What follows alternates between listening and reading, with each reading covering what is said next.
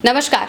Azad Samaj party के अध्यक्ष चंद्रशेखर आजाद जमीनी स्तर पर अब काफी मजबूत होते दिखाई दे रहे हैं। विधानसभा चुनाव की तैयारियां उन्होंने अभी से शुरू कर दी हैं और इससे बीजेपी की टेंशन बढ़ गई है। किस तरह से बीजेपी की टेंशन बढ़ी है, वो चंद्रशेखर आजाद को लेकर इतने इनसिक्योर क्यों हो रहे हैं, ये जानने के लिए हमारे साथ चंद्रकांत जी मौजूद हैं। चंद्रकांत जी, चंद्रशेखर की तैयारी से बीजेपी को क्या नुकसान हो सकता है? देखिए, जाहिर तौर पर नुकसान होगा। नुकसान क्यों नहीं होगा? चंद्रशेखर जिस जाति की राजनीति कर रहे हैं, पहली बात, चंद्रशेखर जिस क्षेत्र की राजनीति कर रहे हैं, वो दोनों भारतीय जनता पार्टी को तनाव देने के लिए काफ़ी हैं। देखिए, बहुत से लोगों को ऐसा लगता होगा या बहुत से लोग ऐसा सोचते होंगे कि चंद्रशेखर जो पॉलिटिक्स करते हैं वो सिर्फ और सिर्फ दलित समाज के लिए करते हैं।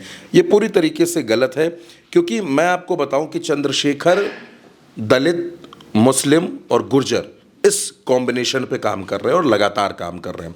आपको लगता होगा कि चंद्रशेखर आपको लखनऊ में नज़र नहीं आते, चंद्रशेखर आपको यहाँ नज़र नहीं आते। ऐसा नहीं है। चंद्रशेखर क्या कर रहे हैं? चंद्रशेखर की जो बेल्ट है वो पश्चिमी उत्तर प्रदेश है। आपको इसको समझना पड़ेगा कि आप राजनीति में अगर नई पार्टी हैं तो आप, और ख़ास तौर पर जब आप उत्तर प्रदेश में राजनीति कर रहे हैं, तो आप ये सोच लें कि आप 75 ज़िलों में प्रत्याशी उतार देंगे, आप 75 ज़िलों में संगठन खड़ा कर लेंगे। ऐसा नहीं हो सकता। आपको स्टेप बाय स्टेप बढ़ना पड़ेगा। आज की राजनीति में जैसे अनुप्रिया पटेल करती हैं, जैसे ओम प्रकाश राजभर करते हैं, जैसे संजय निषाद करते हैं, जैसे केशव देव मौर्य करते हैं, जैसे पल्लवी पटेल करती हैं, इन तमाम नेताओं की राजनीति को आप जब देखते हैं तो आपको ये समझ आता है कि आपको कुछ ज़िले चुनने पड़ेंगे। जैसे चंद्रशेखर की राजनीति को जब आपने शुरुआती दौर में देखा होगा तो चंद्रशेखर, देश में कहीं भी कुछ होता था, चंद्रशेखर वहाँ पहुँच जाते थे, प्रदर्शन करते थे, भाषण देते थे, अपनी आवाज़ उठाते थे। तो चंद्रशेखर को लेकर एक नैरेटिव था कि ये दलितों के मुद्दे पर बोलते हैं, उसके अलावा नहीं बोलते हैं। लेकिन अब चंद्रशेखर ने अपनी पॉलिटिक्स को बदला और 2020 के आसपास वो ये समझ गए थे कि एक एरिया पकड़ना पड़ेगा, एक क्षेत्र पकड़ना पड़ेगा। तो चंद्रशेखर ने चुना पश्चिमी उत्तर प्रदेश, और पश्चिमी उत्तर प्रदेश में उन्होंने अपनी राजनीति का केंद्र बनाया नगीना को। नगीना में उन्होंने अपने आप को मजबूत करना शुरू किया। हालांकि वो सहारनपुर में, अमरोहा में, मुजफ्फरनगर, मेरठ, इन तमाम इलाकों में भी काम कर रहे थे। जो भीम आर्मी थी, जो चंद्रशेखर की बाद में पार्टी आज़ाद समाज पार्टी बनी, वो भी लगातार इस इलाके में काम कर रही थी। नतीजा आपके सामने है, चंद्रशेखर नगीना से सांसद बन गए। अब वो क्या कर रहे हैं? अब वो ये कहते हैं कि दलित, पिछड़े और मुस्लिम, ये तीनों अगर एकजुट हो जाएंगे तो सत्ता परिवर्तन करना कोई बड़ी बात नहीं है। दूसरी बात, चंद्रशेखर ये भी कहते हैं कि 27 सालों से, पिछले 27 सालों से उत्तर प्रदेश की राजनीति में जो कुछ हो रहा है, यानी कि वो ये कहने की कोशिश कर रहे हैं कि 1995 के बाद उत्तर प्रदेश की राजनीति में जो भी बदलाव हुए, 1995 की बात मैं ये क्यों कर रहा हूँ वो भी मैं आपको बता देता हूँ। क्योंकि ये वो दौर था जब उत्तर प्रदेश में एक अभिनव प्रयोग हुआ राजनीति में, और वो था समाजवादी पार्टी और बहुजन समाज पार्टी का गठबंधन। मिले मुलायम का शीरान टाइप्स वो पॉलिटिक्स जो हुआ करती थी। उसके बाद उत्तर प्रदेश ने कई दौर देखे। राजनाथ सिंह भी मुख्यमंत्री रहे, मुलायम सिंह यादव, मायावती, अखिलेश यादव, बहुत से मुख्यमंत्री रहे। लेकिन अब उत्तर प्रदेश में राजनीति थोड़ी टिपिकल हो गई है पहले से ज़्यादा। चंद्रशेखर अब क्या कह रहे हैं? जैसे वो मेरठ गए, मेरठ के मैंने उनके कार्यक्रम को देखा, वहाँ वो भाषण दे रहे थे, उस कार्यक्रम को भी देखा, तो वहाँ उन्होंने 2 मांग रख दी। अब उनकी जो 2 मांग हैं वो पश्चिमी उत्तर प्रदेश की राजनीति में उसको प्रभावित करने के लिए काफ़ी हैं। जैसे कि चंद्रशेखर ने वहाँ पर ये कहा कि गुर्जर रेजिमेंट को फिर से बहाल किया जाए, और दूसरा, जो वहाँ पर कोतवाल धन सिंह गुर्जर हैं उनको भारत रत्न देने की मांग करती है। अब आप इसको समझिए, अखिलेश यादव हों, मायावती हों, इन सब ने भी पश्चिमी उत्तर प्रदेश में बहुत मेहनत की है, बहुत काम किया है, और पश्चिमी उत्तर प्रदेश ने दोनों का साथ दिया है। चंद्रशेखर अब ये कह रहे हैं कि गुर्जर समाज को जोड़ने की, जाट समाज को जोड़ने की कोशिश, दलित उनके साथ जुड़ रहा है। वहाँ पर जो युवा दलित है वो उनके साथ तेज़ी से जुड़ रहा है। आप देखिए, हाल फिलहाल भी चंद्रशेखर लगातार कार्यक्रम कर रहे थे, लेकिन उत्तर प्रदेश की राजनीति में हुआ क्या कि मायावती ने आकाश आनंद को बहाल किया, आकाश आनंद को पद दिया। तो जाहिर सी बात है कि एक चैलेंजर आपका बढ़ा, चंद्रशेखर के लिए एक चैलेंजर आया। अब ये दोनों जो चैलेंजर्स हैं ये बीजेपी के लिए भी चैलेंज है। मैं ऐसा नहीं कह रहा कि समाजवादी पार्टी के लिए कोई चैलेंज नहीं है, उनके लिए भी चैलेंज है। अखिलेश यादव जिस तरीके से रागिनी सोनकर, प्रिया सरोज, पुष्पेंद्र सरोज, अवधेश प्रसाद, इन तमाम दलित नेताओं को आगे कर रहे हैं, इनको आगे बढ़ा रहे हैं, इसका मतलब है कि उनका फोकस दलित वोटर्स पर है और बार बार वो पीडीए की बात करते हैं, बार बार वो बाबा साहब की बात करते हैं, संविधान की बात करते हैं, जातिगत जनगणना की बात करते हैं, तो इसका मतलब है कि दलित वोटर्स को लुभाने की कोशिश उधर से भी हो रही है। लेकिन फिर हम एक बार चंद्रशेखर की बात करते हैं तो चंद्रशेखर ये समझ रहे हैं कि आकाश आनंद बसपा में आ चुके हैं तो थोड़ा सा मामला चैलेंजिंग है। लेकिन भारतीय जनता पार्टी को ये लग रहा है कि चंद्रशेखर अगर पश्चिमी उत्तर प्रदेश में नुकसान कर रहे हैं, आकाश आनंद भी वहाँ पर हैं, तो ये नुकसान तो भारतीय जनता पार्टी को भी उठाना पड़ेगा। अगर चंद्रशेखर दलित वोटर्स को बीजेपी से छिटका देते हैं, मैं ये नहीं कहता कि अपने पाले में ले आते हैं, मैं छिटकाने की बात कर रहा हूँ।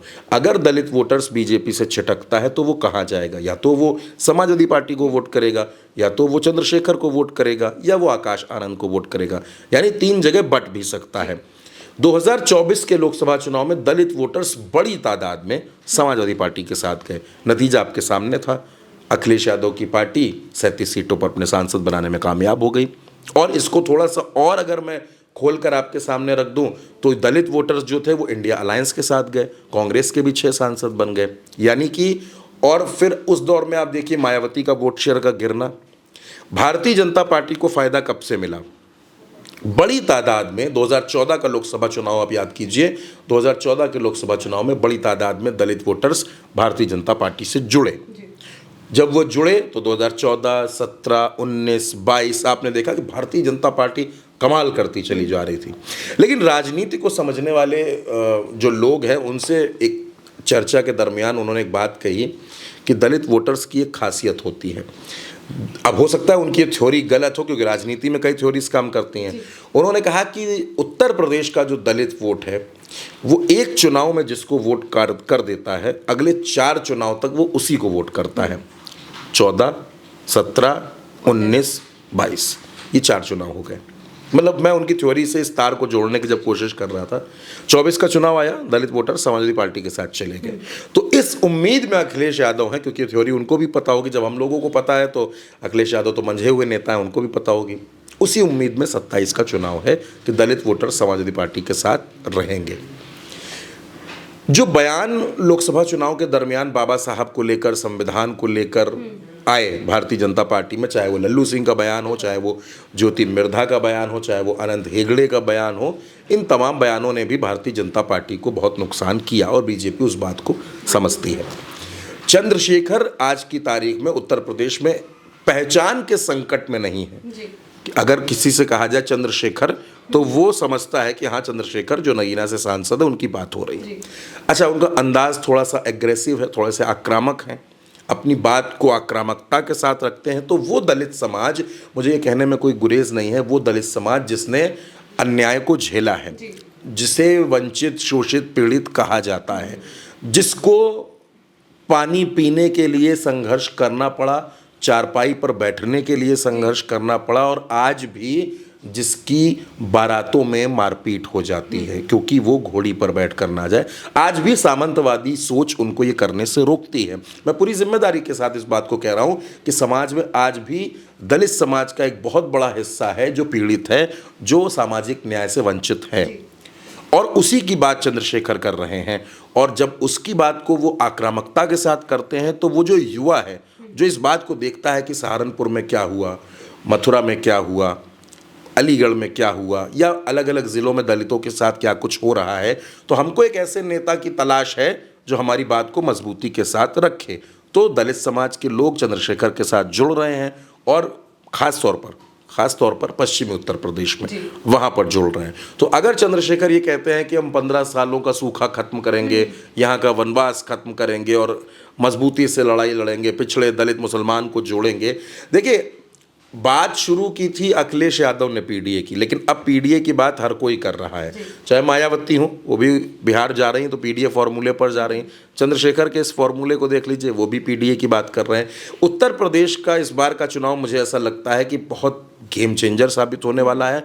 और जाति के नाम पर अब तक जितने चुनाव हमने देखे हैं या जितने चुनावों के बारे में पढ़ा है, तो जाति के चुनाव के हिसाब से उत्तर प्रदेश में 2027 का चुनाव बेहद अहम होगा, जहां जातियां सबसे बड़ा फैक्टर होंगी। बिल्कुल। और 27 के चुनाव में चंद्रशेखर भी अब काफ़ी अच्छे तरीके से एक्टिव हो चुके हैं।